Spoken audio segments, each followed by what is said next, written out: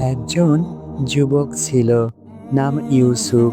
সবাই তাকে ভালোবাসতো, কিন্তু এক সমস্যা, তার নফসকে সে কখনো নিয়ন্ত্রণ করতে পারত না।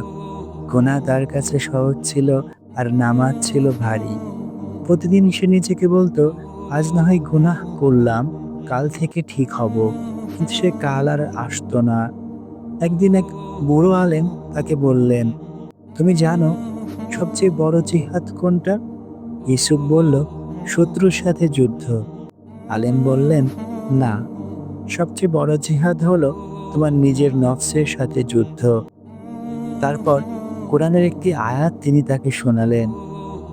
তিনি বললেন, যে তার নফসকে শুদ্ধ করলো সে সফল হলো।